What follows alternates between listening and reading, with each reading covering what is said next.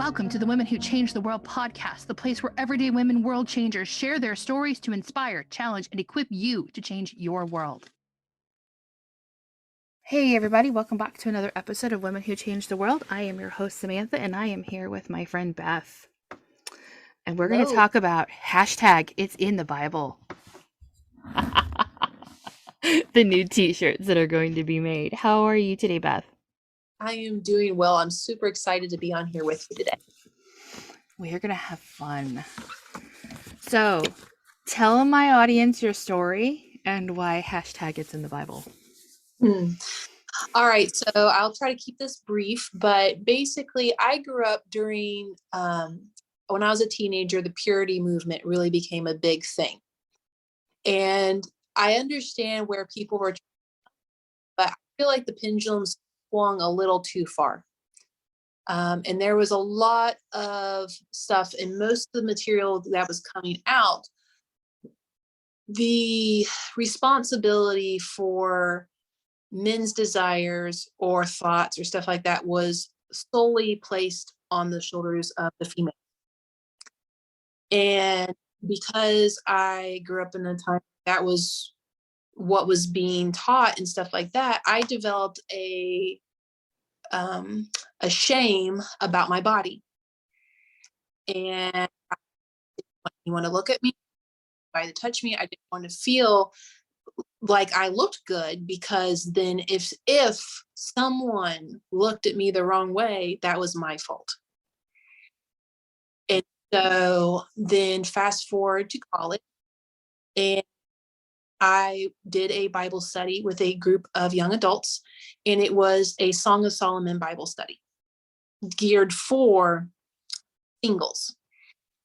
And it completely changed how I saw myself and what God's design was for intimacy in dating, marriage, and how you view yourself. So that was a huge mind shift, but obviously over time, I had to deal with those things that were still going on, and there was not really any commentary going on in the church about this subject. So fast forward again to about 6 months ago, and myself and someone who I know, we decided that we needed to start that discussion about what the Bible says about intimacy and how relationships are supposed to look like. So we are doing a conference this spring where we are having Dr. Joy come in. She's one of the main speakers for authentic intimacy. And she's going to be talking about shame in our relationships with others and with God, and how that kind of can start these cycles of sexual sin and stuff like that, and how that relates to other things in our life. And then we're also going to be talking about communication in marriage. We have a marriage counselor who's going to be doing that, because a lot of times we're trying to say the right things, but what we're saying is not what the other person's hearing. Mm-hmm. And then talking about what is actually in the Bible versus what we think is in the Bible, but is actually just Christian culture. And discussing and starting that conversation, because you need, if you are someone who has a certain belief set, mm-hmm. you need to have someone who has the same belief set as you be able to teach you from a point of knowledge and compassion. Mm-hmm. And at this point, that is something that is not available. And so our hope is to start that conversation, to start women healing, and start women able to understand that there shouldn't be shame for enjoying intimacy. There shouldn't be shame when you make mistakes. There's forgiveness and repentance, but you shouldn't carry that shame and feel like you are broken because things aren't quote unquote perfect. Ooh. Interesting concept, because if things were perfect, then you wouldn't need God. Mm-hmm. Well, and the thing is with the Song of Solomon, this is a literary work, whether you're a Christian or not, that's been around for thousands of years. And it's been upheld as one of the masterpieces of literature throughout history. And I love the relationship that is shown in there, because they both make mistakes. After they're married, he makes a mistake and she's like, he makes mistakes because he accidentally causes her to freak out because she thinks that she's not enough. That was not the goal, but discussing this whole thing that intimacy is supposed to be this place that you are allowed to be imperfectly perfect together. I can see where she gets it from, because, this is Solomon. She's one of how many wives and how many concubines? And that feeling of not being enough for him. I can see where she would be coming from with that. Mm-hmm. Well, and it talks about at the beginning of the story, and one of the things that I love about this, even if you completely take the groom out of the picture, just her story, where she starts at this place where she's like, I'm lovely, but I'm dark. How many times do we do that in today's society? Women love there and look in a mirror and say, oh, I'm fine, but ... I hate this. I hate that. Why is that something we feel is necessary to do to ourselves? Because we need to play smaller. If we're too confident, then we're arrogant. And if we feel good about our body, then we are arrogant. And we are told to play small. Mm-hmm. And in a way be arm candy. Yes. And she feels that way. And she feels that way because in this story, her family, the people who are supposed to protect her and supposed to care for her, didn't do what they were supposed to do when she was growing up. And so she has all of this at the beginning of the relationship. She stands up for herself, but she's got this underlying issue because of how she has been treated by the people around her. And what's beautiful is that through this time, because, this poem looks at different spots of her life, you see this internal change with how she talks about herself. And at the beginning, she says, I'm lovely, but da da da da da. And then the middle of the relationship, she's starting to open up a little bit. But by the end of the story, she is out there and she's like, I rock. This is awesome. I am the joy of my love's life. He desires me and I give him what he wants, because she beckons him to come and enjoy her body. There is self-awareness and self-confidence in a very gentle but strong way. And I think that the more we're able to change the mindset to that point, so many relationships would just have a complete dynamic shift. So how does the study and the purity movement fit into what your conference is about? The purity movement was really just kind of an origin point for me, because it made me deal with a lot of things that this conference is going to be talking about. We're not going to be talking about the purity movement. There's no bashing or anything that's going to be happening. But through the things that I was told, I had a lot of shame about myself. And so then my journey became a one of awareness and healing, learning what God said about me. And so I'm not the only person that's been through for whatever reason, feeling like that they have something they need to hide, or there's something about them that's broken, or there's something that's not good enough. And so our hope for this conference is to speak love into these women and be able to show them what God says about them and what God says about intimacy, and then practical ways for them to be able to say, okay, well, this is what God said. I've not been doing that. How do I change that into my daily life and my relationships? Because, this is for married women and single women, that you need to be 18 to come because of the subject matter of what we're talking about.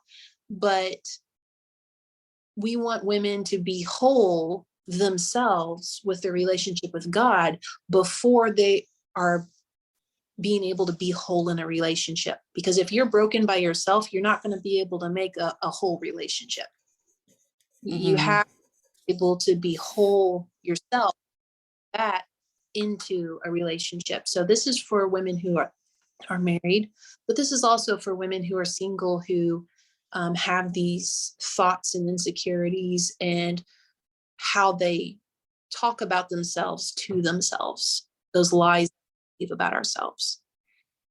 Why do you think people shame women and their body that God gave them? Because I think that it's one of the most beautiful things that God gave us, and Satan can just dig it in. And also, I think the way in the past that people have used it to control. I think that it was something that women have, and I have to be very careful because of the current climate of our society, but the women's sexual powers and stuff like that, we have more of that than men do. Just a fact. You look at advertising, you look at relationships and stuff like that. It is a God-given gift. But I feel that because it's something that men can't obtain to a certain level, that it's not something they can control, that a lot of times it was belittled or feared or marginalized, because if women truly were accepting of themselves and fully comfortable with that, it was intimidating, or you might even say scandalous, because that's what it was portrayed to see these women, even in a healthy marriage. If they were fully themselves and fully, accepting of themselves, and that was considered scandalous in most of the time of the world. Who do you think is doing the most shaming of women and their bodies? Is it men or women? I think that at this point in time, women are perpetuating it, because if women were fully supportive of each other, I don't think it would matter nearly as much what men said, with how our current time in society, because we have a lot more equality, and women have a lot more freedom. You can't say men are the one that are causing that, because we have the freedom of that dialogue now. So I think that women are perpetuating that by mothers, older women, how they talk about themselves is picked up by the children and the teenagers, because children learn by watching, teenagers learn by watching. And even if we don't ever say anything to them, they look and watch how we act or react, what we wear, what we don't wear, how we say, oh, I can't wear that because, or I can't do that because, they see mom swimming pool refusing to take off her swim cover, and they realize there must be something wrong. They see mom try a dress and say, oh, well, I don't like how this fits here because it makes me look fat. So even if women, and I know some women do purposefully, they'll sit there and tell younger women, you shouldn't do X, Y, or Z, or you shouldn't wear X, Y, Z. And that does happen. But I think the more subconsciously ingrained stuff comes from households and watching how our mothers and our aunts and our grandmothers treated themselves. Mm-hmm. And that subconsciously becomes the standard. Something we've talked about, because I have, as you know, I've got 2 girls. And one of the things that we talk about is it's not you, it's the clothes. The clothes don't compliment you. Because we've talked about how there is no standard size of clothes for women. Like men have a 38, 32, or whatever it is. They have like measurements. This is how it fits. But we women don't have that. And in a way, it's to make us, you could buy 4 different brands of clothes and have to get 4 different sizes because the sizing label is weird. Yep. I have a size 6 through 12 for jeans. That's literally 6 different sizes. I don't have 6, 7, 8, 9. Yeah. But I didn't make a collection, but that's the variation in there. And I think that I've also noticed the more expensive the clothes are, the smaller they are. Yeah. To make, because I can go to a boutique in a nice part of town right around the corner from us, and they will not have anything that fits me. And I am not someone who is particularly or bulky.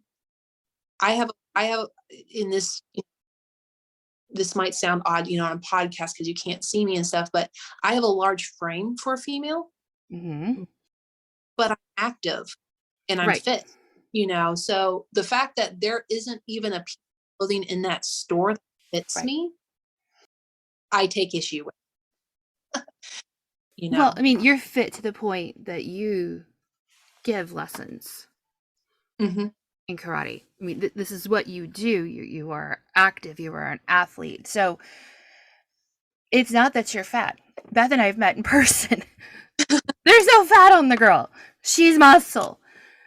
But the whole concept of, oh, well, you're too muscle for a woman. You're too this. And one of the things that you and I've talked about is I've seen a wedding photo where your hair was really long and now your hair is shorter. And one of the things I said to you, I'm proud of you for being bold enough to say, I like my hair this way and I'm going to wear it no matter what other people say. Because people are going to comment. I have had, this is like cool but sad. I have had two classes of people compliment me on my. First of all, it's men in their 50s. Cracks me up. I'm like, I don't know if it's just a thing because, your wives are cutting their hair shorter now that they're older, or they feel like there's enough of an age gap that I'm not going to take it the wrong way. I'm not sure, what's up with that demographic. But the other demographic, and this is the one that I started noticing, and it made me so sad. I have so many women come up to me and they say, I wish I could wear my hair like that, but I don't have the face shape. I weigh too much to wear my hair like that. Somebody wouldn't like it. And I was like, I was terrified to cut my hair short. It was done out of necessity. And then once I did it, I was like, I'm never going back. But, I have one person saying that might just be that particular person's story. But the fact that probably at least once a month, I'll have a complete total stranger say, I wish I could cut my hair that way, but I don't feel like I can because of X, Y, or Z, tells me that it's not just that one thing. There is a societal standard and women are afraid to rock the boat. Because, and it's not, I'm married and my hairstyle is not my husband's type. And he doesn't even realize he had a type till I pointed it out to him. But for Captain Marvel, right, in the franchise, first movie, she's got this long, luscious locks that are magically curled as soon as she gets out of bed in the morning, And I look at them like, that is not realistic. Well, in the second one, she cut her hair very short. Mm-hmm. And I was like, my husband sat there and he's like, I don't like that as much. She should have kept it long. And I said, she's too busy punching people in the face and flying through space. You think that the whiplash from her hair blowing into her eyes when she's flying was helpful? I was like, no, that's a very, she looks nice. And that's a very doable haircut for someone who better things to do than to spend 30, 45 minutes with a curling iron every morning. But it's this whole thing of, if a guy did that, had long hair or short hair, well, you got Thor over here with long hair, you know, says anything about it. But a female who's a superhero says, I need something practical, who's Caucasian, right? And she cuts her hair short and everybody loses their mind, you know? And it's just that I think that women subconsciously won't do what they want because they don't feel like it's the standard. Well, and it also affects their standard of what they're looking for in a spouse. I prefer my men to have a shorter, clean cut. Mm-hmm. My oldest girl prefers the hair a little longer. Anime influence. She prefers the hair a little longer, a little shaggier, and it's fine. And she had to come to the realization that just because I like it one way doesn't mean that the way she likes it is wrong. Mm-hmm. And that's a whole balance there. I want to shift things a little bit because you and I both have little girls, and I'm sure you're going to see this as a big thing. Okay, I'm going to pull myself together here.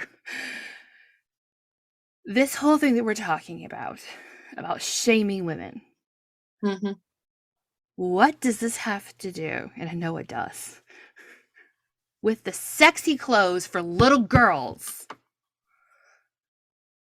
It's like we're shaming women in their bodies, but we're trying to dress grade school girls as if they're prostitutes. And I know they're tied together. Wish you could see the look on her face. I how much I want to say my actual opinion on this. That's based on opinion and not necessarily fact. I think that there is an influence from people at the top who know people who may have a certain affinity.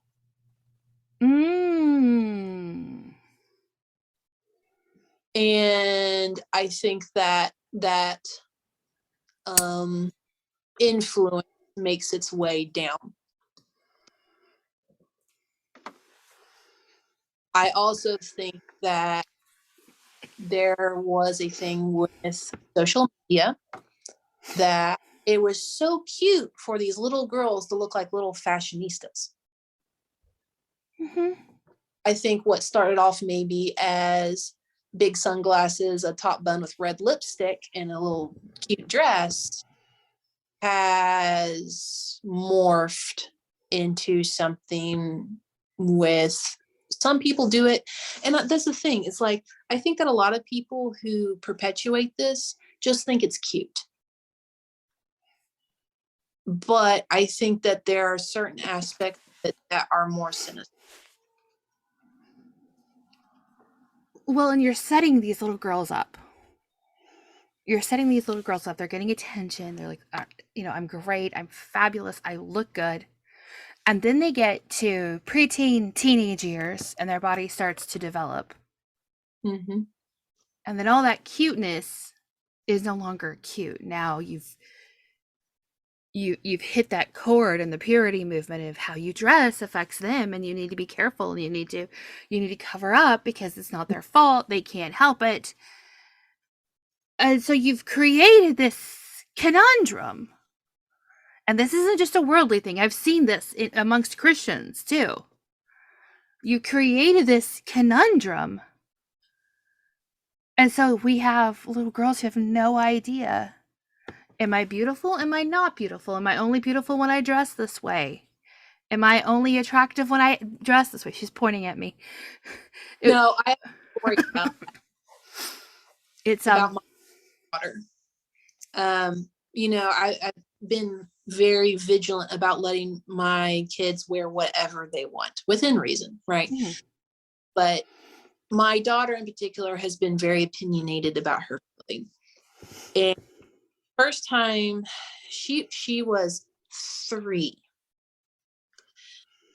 She was 3 and she wore a fancy dress with tights and nice shoes. And we did her hair, just, brushed it. She has curly hair, so we didn't have to curl or anything, just brushed it very nice, made sure the curls were in there. And she got attention from, the family stuff like, oh, you look so nice. Oh, it's so cute when you wear this dress. Oh, all this stuff, which you would expect, right? Mm-hmm. My daughter is smart enough and she figured out that this was the first time that a big fuss had been made about how she looked. Now just go three for the next 2.5 years.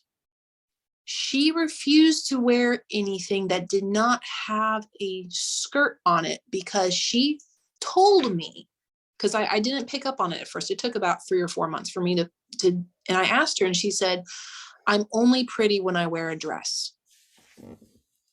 Facepalm. And it broke heart. My 3.5, 4-year-old daughter already had this idea that unless she was in a dress, she was not pretty. And she would wear shorts under it, because she liked to go do hills and put her booty up in the air while she was doing, somersaults and stuff like that. Mm-hmm. So she'd wear shorts under it, but she had to have a skirt, or she believed she was not beautiful. And it took 2.5 years of me working with other family members. I had to talk with my in-laws and stuff like that, and my family, and just saying, hey, I know you didn't mean it, but just so you know, this is what she took away from the situation. So if you see her in something that's not as girly, please make a comment. Mm-hmm. Let's start changing that conversation in her head. Yeah. And now she wears shorts and stuff like that all the time. But it took a good 2 years for her to be willing to wear pants without something over top of it.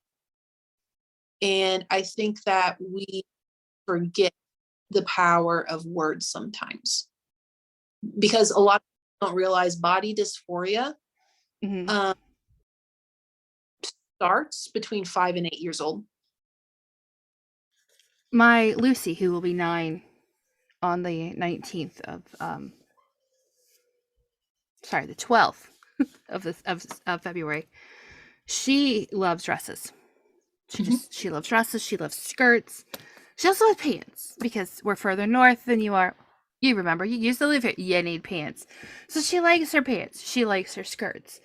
Yesterday she was wearing a dress that is probably a little too small for her. And she plays a lot in it, and it's like, pull your dress down, pull your dress down, pull your dress down. And I had this whole discussion of, you're picking on her, and it's like, no, she needs to be covered. That part of her body needs to be covered. And so the whole comment of giving her body dysphoria is like, that's not the same thing. No, and Victoria still wears dresses like a lot. I just emphasize getting her into like jeans and shorts and stuff, but she still wears dresses. And I think that dysphoria is the whole thing of, you don't see your body how it actually is. That's the whole thing of where people will obsessively work out. And a lot of times it leads into eating disorders and stuff like that, because they can be healthy or underweight and they see themselves as still being fat. Or still having problems, or, there's even people who, or women specifically, who feel like their breasts are too big because they've had negative experiences and with that and calling attention to that part of their body. So they are obsessively trying to get skin so that their breasts will shrink. And they can be in a B cup, but they feel, or an A cup, and they still feel like, it's just out there for the world to see. And so that's what I meant by body dysphoria with that is just being aware that there's a difference between feeling like, that's not my favorite aspect of myself versus when you look at yourself, you physically actually see something different than what's there. But that's a process. And I think that, I said that because I want the people who listen to this podcast, if they have kids, to be aware they start to see their child talking or how they view themselves, and also, how they talk about themselves around their kids. Just to be aware. I never paid attention to that because I was never the thin, fit girl. I was always a little bit curvier. Even from the time I was like 12, I had college guys asking me out when I was 12, and they didn't believe me that I was only 12, and my mom had to tell them, she's 12, she's jailbait, go away. So I was never the thin, fit girl, even though I was active in sports. I still wasn't that thin, fit girl. Is it possible to have body dysphoria and not be thin, to be somebody who is curvier or even overweight? Yeah, it's a mental thing. It's not a physical thing. Well, it's like most women have stretch marks after having babies. Most women do. The tiger stripe. My husband calls them war wounds. Sure. And I have pretty severe diastasis. It's like 14 centimeters across between my stomach muscles. And so for a while, I felt very ashamed of it and been very ashamed that I would need surgery to help fix it. And my husband's like, soldiers who go to war, they have to have surgery sometimes too. You've been to war 7 times. Needing some surgery is an okay thing. But I didn't have the typical body. I still don't have a normal body. And I will say that my body is not normal. And it took a while for my husband to agree with me. It's like, look, a woman who has a bust size that it's not normal. People go to get it done. But mine is not normal. I want to look like a normal person. And so one of the precursors of talking to a surgeon to get the parts of my body that need to be fixed for my health, this is not a vanity thing, it is for my health. What is normal to you? The surgeon's like, what is normal to you? What are you looking for? Because as he said, it's not about just how your body looks, it's how you mentally see your body. This shame, the body dysmorphia, I feel in a way it comes back to some form of abuse, whether it is the child who has the body dysmorphia, the abuse happened by a family member, or their family member was even shamed. I know of a woman whose father he would call his wife and his girls fat all the time. Even his granddaughter, who was very trim and very athletic, he would call her fat. From the time she was little. And so this long line of abuse, and some of the women were overweight, okay? They were. But even the granddaughter at a very young age, we're talking probably probably more like 10 when she started to develop. This is a friend of mine, and I know when she started to develop, he started telling her she was fat.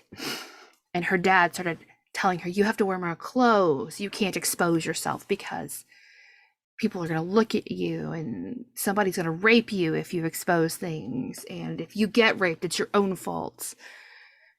And it's so fun when you interview friends because you see their faces. You're like, I know what you're thinking. But there is this, and it's abuse. Mm. It's abuse. And how is that all tied in to all of this and the conference? Because I know that's part of what's going on here too. So basically, it all comes down to where you're getting your worth from. Who are you going to believe? Because shame comes from people, consciously or subconsciously, creating a value around you based off of a belief system. And when that is healthy, a person will flourish. That's where it can cause emotional coping issues, problems in relationships with friends, spouses, and it can even lead to problems with your relationship with yourself. And when we continue to find our value and our worth from people around us who are not perfect, it causes a distorted version of who we are. So what the goal of this conference is to help women understand that, yes, things have happened. Yes, you've been told this your entire life. Yes, you've had issues, but the discussion, whether it's coming from other people or you are telling yourself this, perpetuating, is not accurate. And we need to take a look at the person who created you, right? I love that there's a children's book, the Wimmikins, and they go around putting dots or stars on each other all day long. And the ones who are beautiful with smooth wood and paint will get stars. The ones that have a special talent will get stars. The people who mess up or can't speak well or their paint's chipped, they get dots.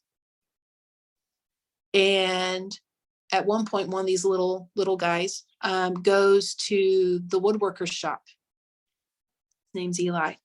And he asked Eli about the dots and the stickers.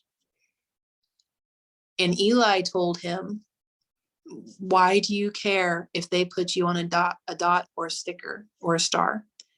They are the same thing that you are. Who are they to tell you what your value is? He said, why do you allow someone who's on the same level as yourself to determine your value? And the other thing he said in the book, the stickers only stick if you let them.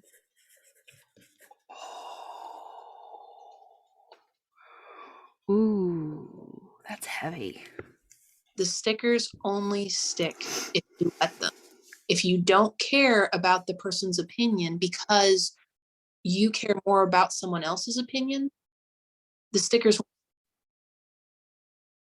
And so our goal is to help women reconnect and learn what God's design for intimacy is, what God says about who you are, and to start them on this journey for themselves, mentally and emotionally, with the relationship, but also with practical advice from people who know what they're doing.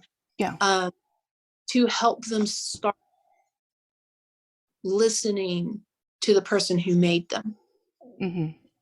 Because if they care more about what God says and who they are in his eyes, then you care when that person makes that offhand comment about that's negative or positive, because you're not your value from what they say. And that's one of the things that in my last 4 or 5 years, really working through things that have happened earlier in my life, these lies that I believed about myself, and really starting to what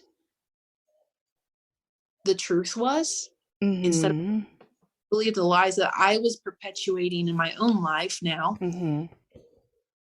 But once I started to change that, I have flourished. I have grown. I am so much more comfortable in my own skin.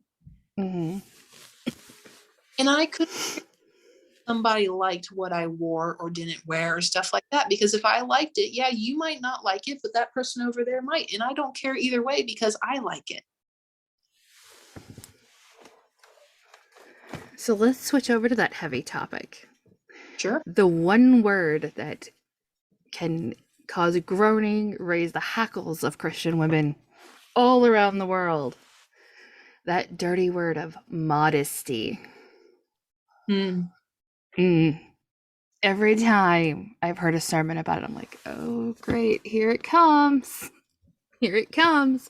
Somebody's going to throw their opinion about it. And then afterwards, it reminds me of the Pickle Little Ladies from this Music Man. Yes, pick a little title, pick a little, pick a little title. Yes, that kind of thing. And I mean, honestly, when I hear it, I'm going, oh, great. Oh, great. Because I know what's coming. I know what's coming. And I have my opinion of modesty. And I said it that way. This is my opinion. Sure. Of modesty. This is my opinion of how my family dresses. This is the way it is appropriate for my family. And I am very firm about that. I'm like, I don't care what you think.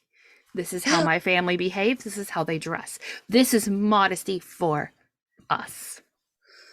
Sure. You have certain standards. Right.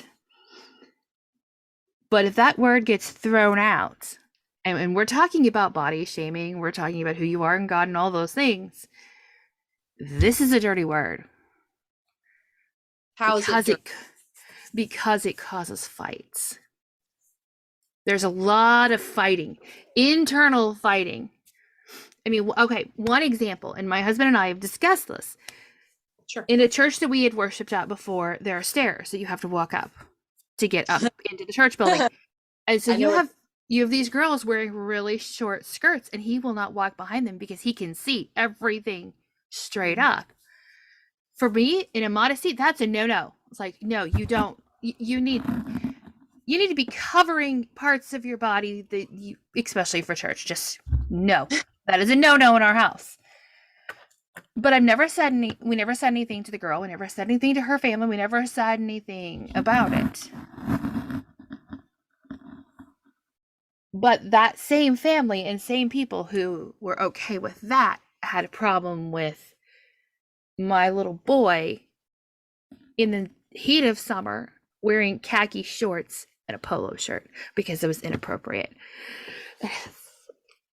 Are you kidding me? Okay, whatever. He's not running in church naked. He's not running around naked. Or another friend of mine who on Wednesday night would dress her kids in pajamas because they would go to Wednesday Bible study and they'd come home and they'd eat a snack and go straight to bed.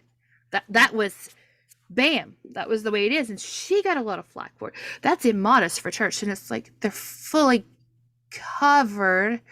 Where are you going with this? So that word creates a volcanic eruption inside of people who have not come to that conclusion of, I like it, I feel good in it, that's all that matters. Well, there's so let's, for the sake of the conversation going forward, what are we using as a definition for modesty in this conversation?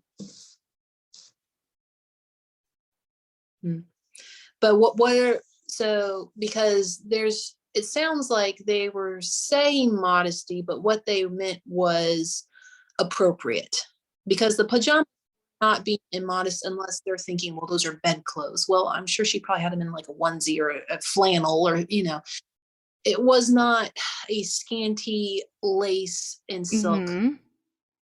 That might, we have to have a talk, but or children running around. And part of my head's going, that's brilliant. But I think that the thing is that what makes this so difficult is that this is an open-fisted issue. That there are not rules that you must do this, you must do that, this is how. And I would hesitate for people to say, well, this is appropriate and this is not appropriate, because like I have a tattoo. I have actually multiple tattoos. But for people who are Christians, they're like, well, having tattoos is not allowed in the Bible. And I asked them, I say, can you please show me where that verse is? And there is a verse in the Old Testament. But I say, okay, I see that. Would you mind reading the verse above it? The verse above it says you are not supposed to wear clothes that is made out of more than one type of fiber. I said, so you wear 100% cotton all the time? No. 100% all the time? So I think that there is this whole confusion as to things that we have this idea about what it is, how we grew up, and what was appropriate for us. But the Bible, for different cultures, talks about that. And he says, or Peter, focus on adorning yourselves inward and being a beautiful soul instead of being so worried about what you're wearing. Period. He doesn't say X, Y, Z, A, B, C, this is what is appropriate. He doesn't. He leaves that open-ended, because I think that it's one of those things that it's a heart issue. What is the reason for you dressing a certain way? What is the occasion that you?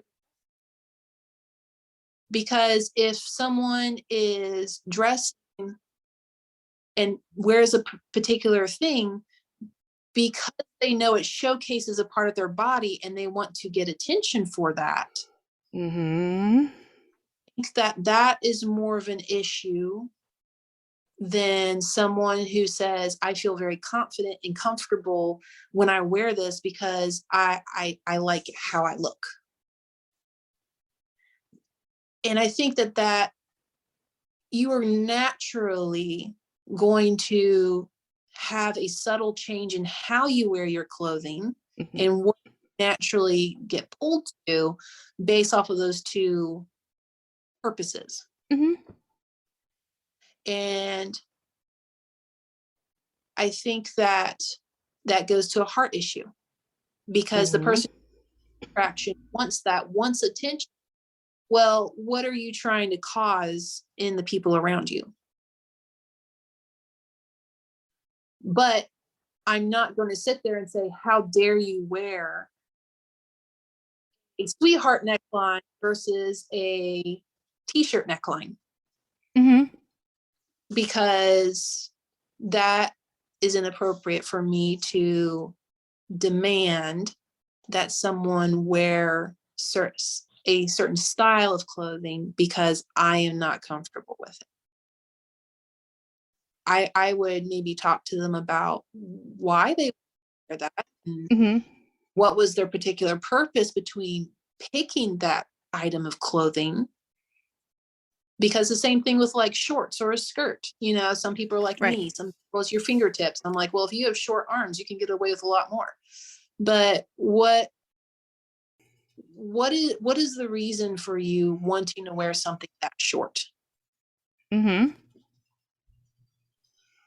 then I would say, hey, you know what? Skirts are a thing. They're fantastic.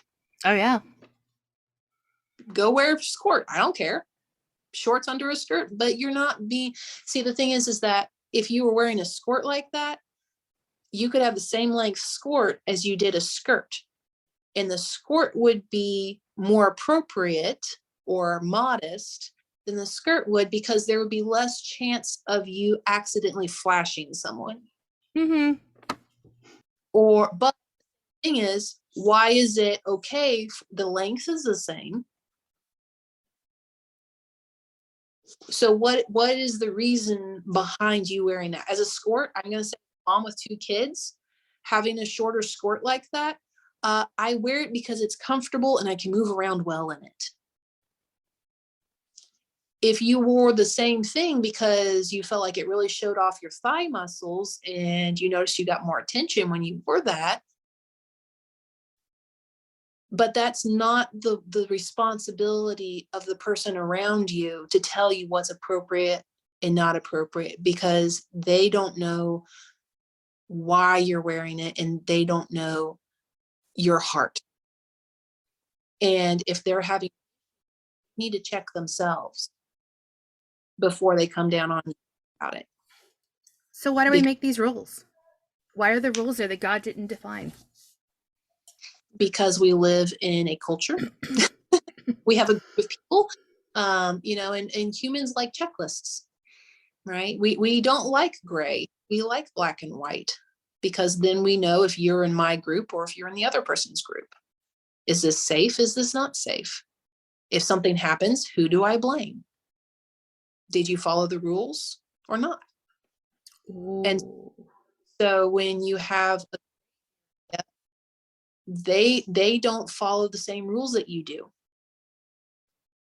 And that's hard for people to handle, not only in this topic, but in all sorts of topics today. The art of debate has really disappeared in our culture and society. And so you'll have people who will pick a fight with you because they have different rules and standards. But if you don't follow the rules that they do, then you must be wrong. So it's not just this particular topic, it's human nature with that. But I think that that's where you need to understand that it's not your job to control the people around you. And that to be mercy and grace. And anytime you have a violent reaction emotionally to something, that normally means you have an issue with it. Paul talked about this with meat in the New Testament, how the Jewish people had a huge issue with eating meat that had been sacrificed to idols. Whereas in the Gentiles who had grown up doing that, they didn't even really think about where the meat had come from. It was just the meat shop. It was the discount meat shop. What do you have in today? And so Paul said, for the people who this is an issue for, don't do it. For the people that this is an issue for, you have the freedom to do that because it's not an issue for you.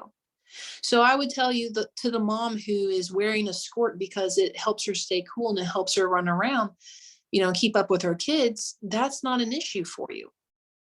But for the person to do it because they're trying to be sexy and they're trying to flirt and get people's attention and purposely be seductive, I check your heart on that.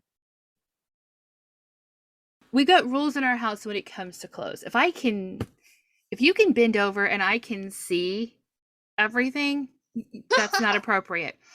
Well, one of the things I tell my daughters is if you have to keep adjusting your clothes, first off, it's annoying.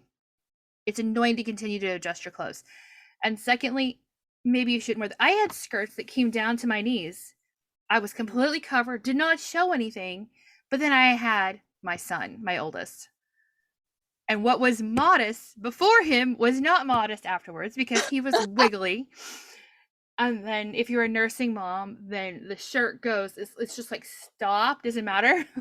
You can be wearing a turtleneck that goes down to the floor and they would still find a way to expose you to the world. Mom's skirt makes a really good tent.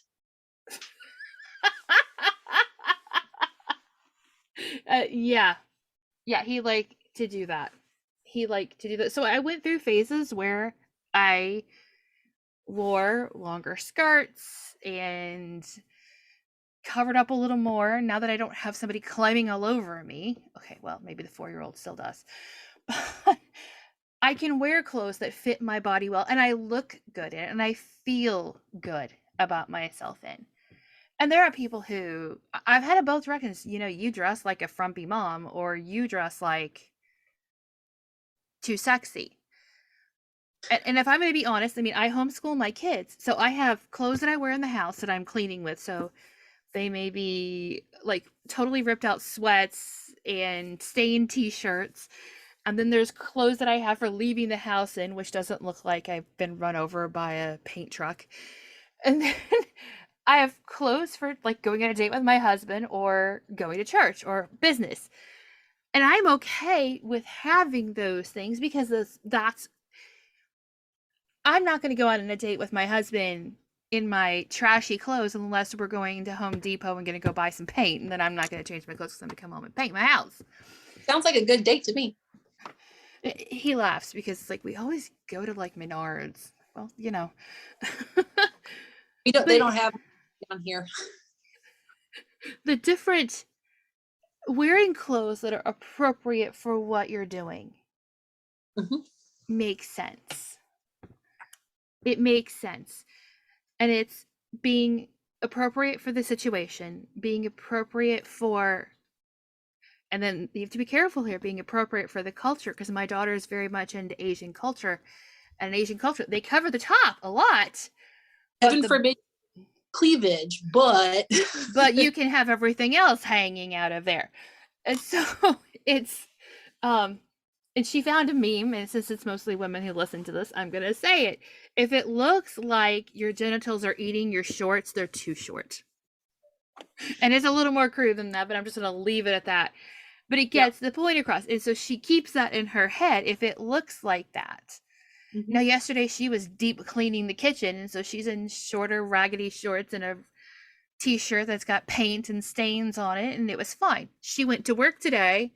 She's in jeans. She's in a nice button-down shirt, and she's got a sweater with her. She's not going to show up to work in the same clothes she was deep cleaning the kitchen in. Yep. And so I've had people come, oh, that's immodest. Like, she's at home. Nobody's going to see her but us. If you don't like it, then leave. And people have. Well, and I'll even argue, it's very interesting with, you remember the show Survivor? And it was always interesting because like around the first 2 weeks or something like that, I mean, the girls would wear the bandeau tops and stuff like that with a swimsuit. But by the third or fourth week, maybe the fifth week, no one was sexually appealing. They were grimy, they were hot, no one cared. But I would argue that that was possibly appropriate for what they were doing because they were on a desert island and they were trying to not overheat. But no one cared because that's not the purpose of what was going on. And I'm sitting here watching the show like on my couch in air conditioning and all this stuff. And it's still, I'm sitting there going, nope, nothing. Okay, cool. So I think that is very, very interesting to always see different cultures, how that plays out, and to take into account that sort of stuff because it was very interesting that I remember talking with a missionary and they had been in an area for a little while and there was a big problem with polygamy in the fact that the second or third wife wasn't necessarily being taken care of, right? But only the older men in the village had brides at all. There was like, if you were 30 or under, you couldn't afford to have a wife because all the women were getting snatched up by the older men who were richer. But as more and more people became Christians, they said it was very interesting. The missionaries didn't really push the issue at all. But these men decided that polygamy in and of itself wasn't a problem, but it was selfish of them to have more than one wife when there was someone in the village who didn't have any. And so it actually took care of itself naturally because the men were more worried about being selfish with each other than the other issues that come along with that. So I think it's very interesting to see how different cultures approach different subjects. And we need to know that just because we approach a subject one way doesn't mean that another culture won't come to very different conclusions, but have a beneficial outcome. Speaking of that, I know that you have a ministry thing that you've been wanting to start, and you've got connections in Africa that you're wanting to get it going. In Peru Peru. too. Have Peru as well. And I know that ties in directly to what you're doing with your conference. So I know about it because we've spent a lot of time talking about it, but everybody else may not know about it. Tell them what it is, why it's important, and why we as women need to stand up and do something about this. Sure. Thank you. I appreciate you bringing that up. So it all started out with I just asked a question. I didn't mean for this to happen. This has been an accident. So what happened was I was looking up things around Christmas. People will pack shoe boxes full of gifts and send them all over the world. There's different organizations that do that. And I saw on a list of things for the older kids, we specifically do the older ones because they don't get as many boxes and gifts. So they run it. And so I saw a thing on there saying reusable sanitary pads. And I was like, okay, why? And so a hop, skip, and a jump later, I realized that in developing countries, when young women start their cycles, if they don't have access to sanitary material, they are forced to completely stop going to school because they are not allowed to attend class while they're on their cycle. And if that's 4 or 5 days out of a month, that adds up, and being in America, we're actually pretty compassionate particular subject compared to some other places, because I mean there are other places where they don't have access to sanitary materials, and these young girls, bless their hearts, are forced to sit in a room by themselves on a piece of cardboard until they stop their period, and someone has to bring them food and water, and if somebody forgets or something like that, they're not allowed to leave the room until that's done. And so what I was like, okay, well, sending these sets of sanitary pads is great because it's going to give these something right there.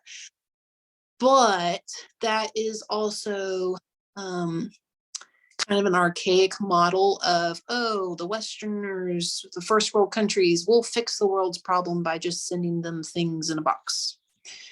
And I didn't want that to happen. And I wanted these young women to be able to affect their community around them and fix their own problems. So I'm developing a program that will be a seamstress program. It'll be an after-school club. So these, it's going to be a process, but the long is that these seamstresses. But the first thing that they're going to learn how to make are sanitary pads that are reusable for themselves and then also for their classmates. And then once they get that, they're going to learn how to make other things. And depending on where they are in their culture and stuff, they're going to be different items, but they're not going to be gift shop items. They're going to be items that they can sell to the women in their community. So purses, baby slings, reusable diapers, baby diapers, things of this nature. And they're just going to work their way up. It's going to take 2 or 3 years for them to be in the program. But when they graduate, they are going to receive their own sewing machine, so that whether they choose to go to college or stuff like that, not only have these young ladies been able to start selling these items part of the program, but able to have Right. business. We have the same part, but that's only part of the program. They're going to have the seamstress work, but they're also going to have classes on women's health, fertility, and also entrepreneur skills, how to run a business, how to do cost versus profit, how to plan for a future, how to do customer service, how to plan for taxes. So we're going to have this comprehensive program so that when these young ladies, first of all, for their families to keep them in school. because they are gaining this skill. And the other thing is that if this young lady graduates and she has her own sewing machine, do you think that she's going to be the only one in her family that learns how to? No, and a lot of people feel like, oh, well, we should teach the older women. Mm-mm.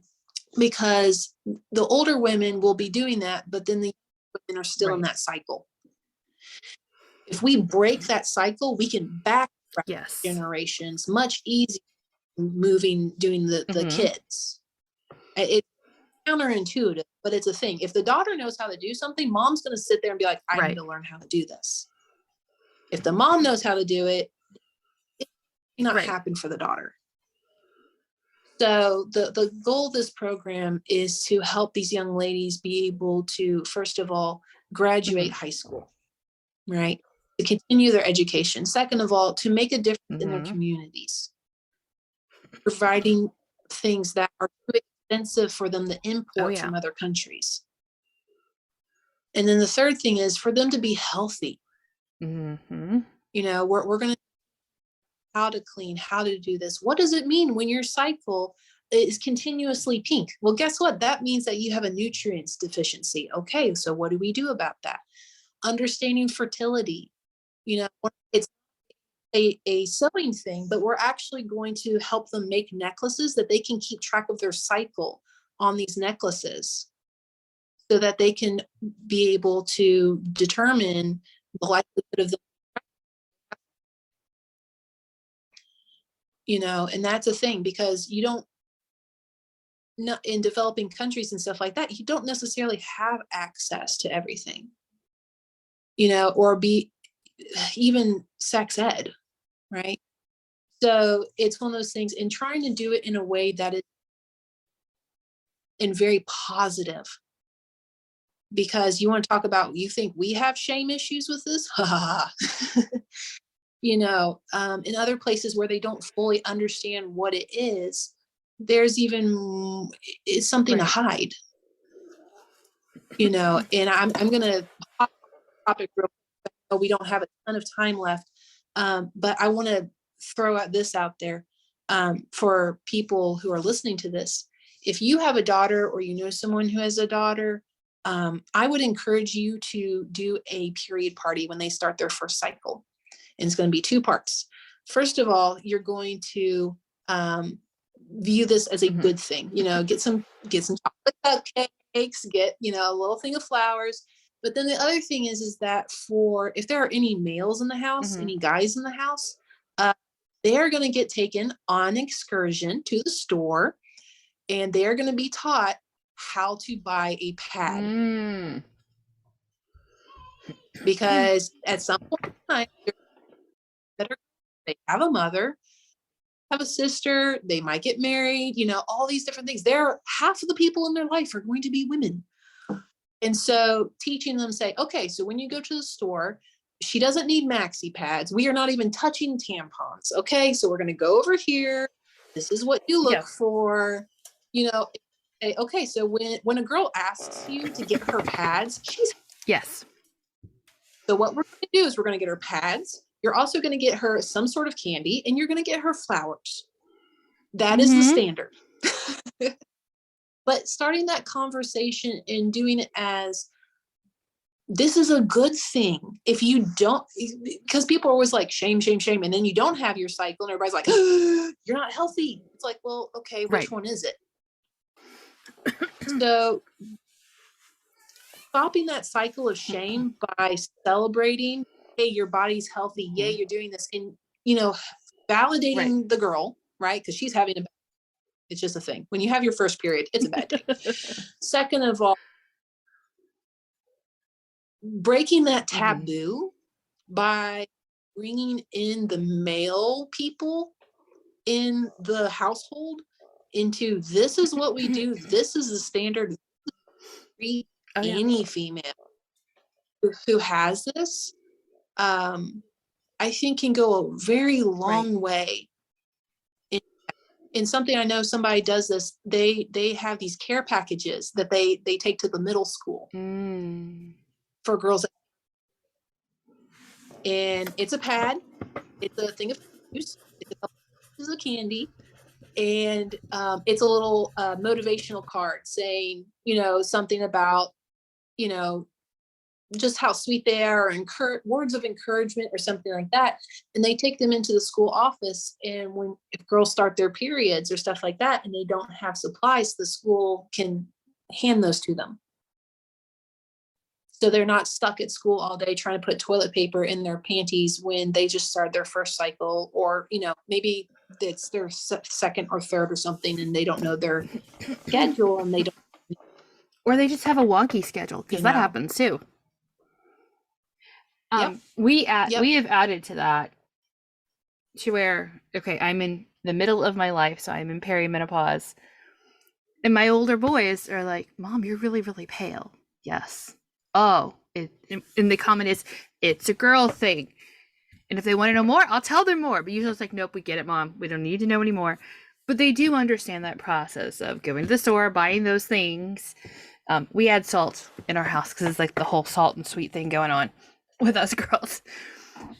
But they've had to learn that my cycle has changed because of hormones changing in my body. My body's not the way it was 20 years ago. And there are some times where I have so heavy, it's like I've given birth. And so we've discussed those things. And, another sign in the house happens when the females in the house are taking a shower every night. And we call it the undercarriage wash.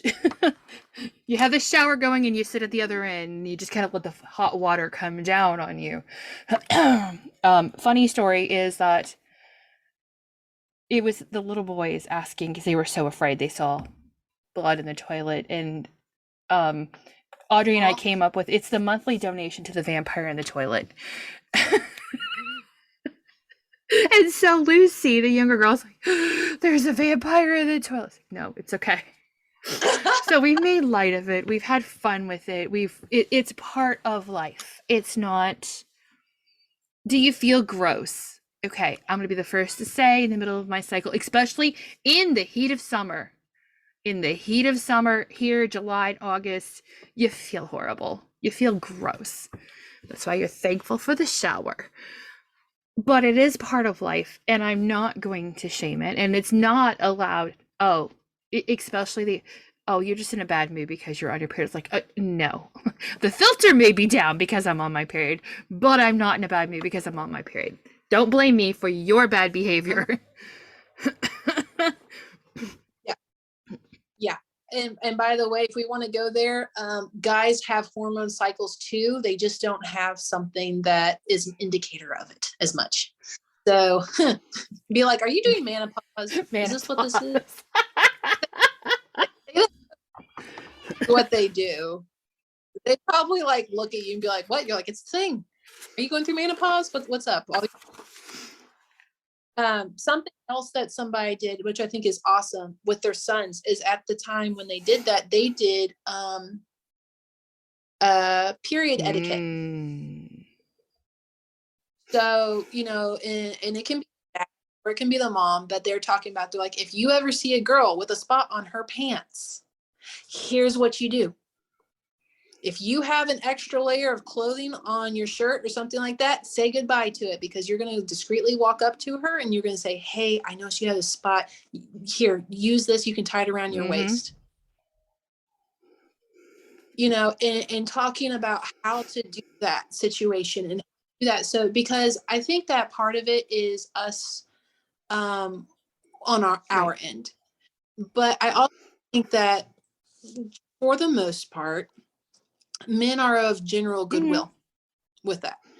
And if you educate them on how to help, because a lot of times they just don't know what to do. And that is a touchy subject. Like, you just, if you have not been given permission by a female to do something, you don't touch that with a 9-foot pole.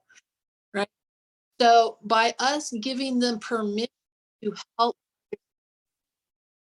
just having that conversation and showing people how to dispel the shame around it and celebrating it as a healthy and a good thing, because that's what it is.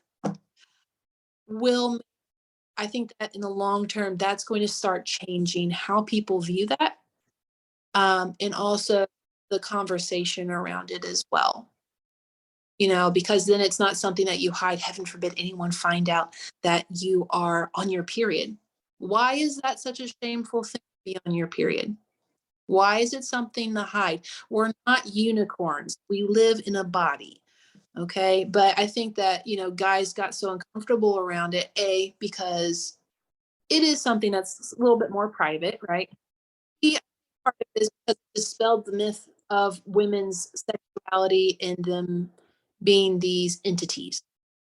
You know, there were things that weren't pretty, or the things that were like, oh, gross, I don't want to know about that. Well, guess what? I'm sorry, but it's, and if somebody had a thing where I tell them, I'm like, if guys are like, oh, you just need to get over it. Like, you try shedding the lining of an internal organ, and then we'll talk, because that's what you're doing. They're like that way.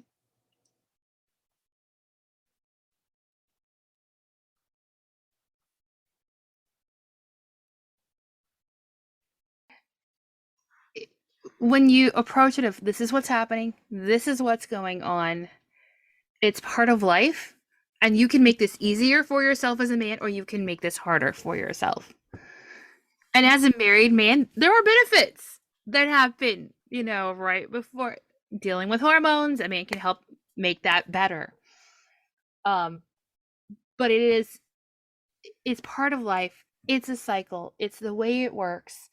And if we are making it out to be something more than what it is, it's like, dude, I'm not doing this to torture you. I'm just as miserable as you are.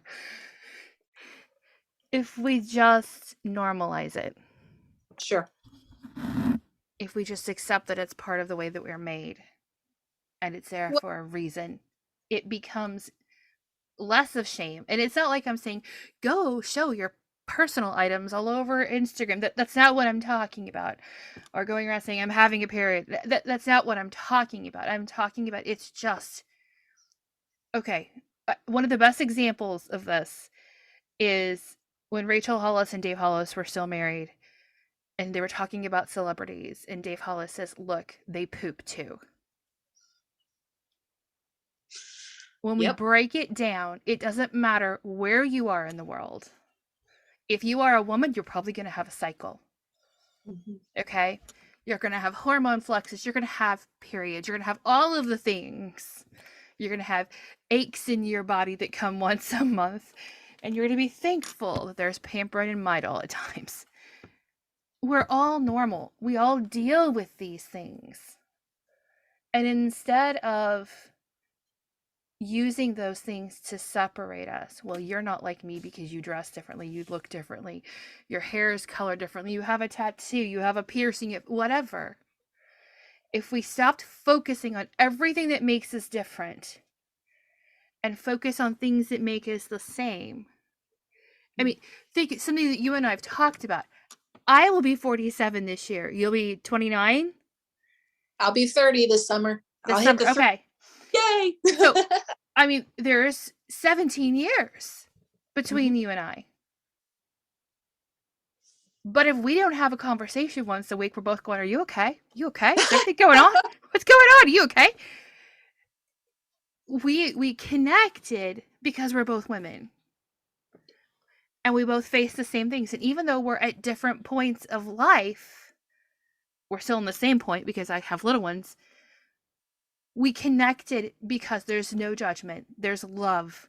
There's wisdom that comes from you to me. I'm going, wait a minute, I didn't think about it that way. And I didn't look at it, I'm the older woman, I'm supposed to be teaching you.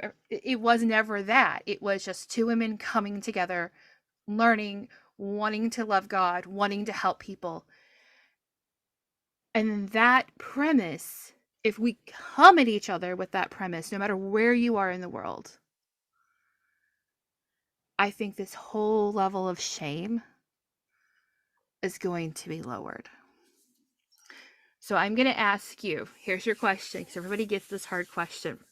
It's not the same one. What is one thing that my listeners can do to prevent shame in the women around them, and especially in their daughters? To prevent it, the perpetration of shame. That's a really good question. And I'm really thankful you asked that question because it's actually surprisingly simple. When you learn to trust and to believe what God says about you instead of what the people around you say about you, that will change what you believe about yourself.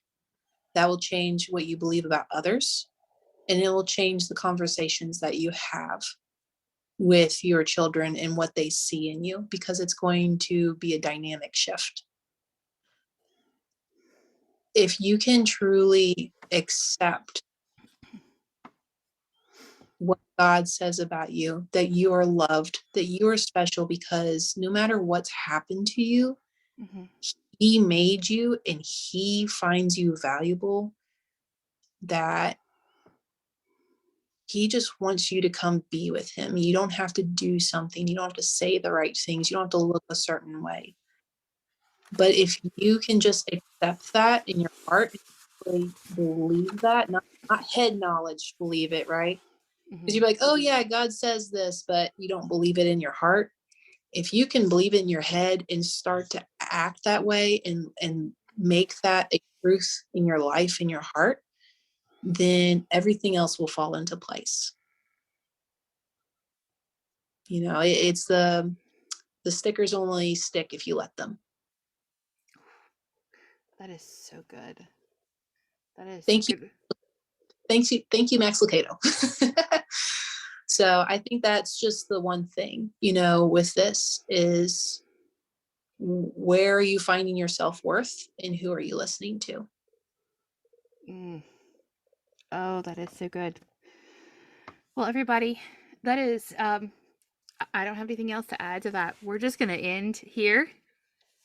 And I will talk to you next week. The description for, in the description, you'll find links on how to get to the conference and all the other things that Beth's talking about. I'll see you next week, guys. Bye. Thank you.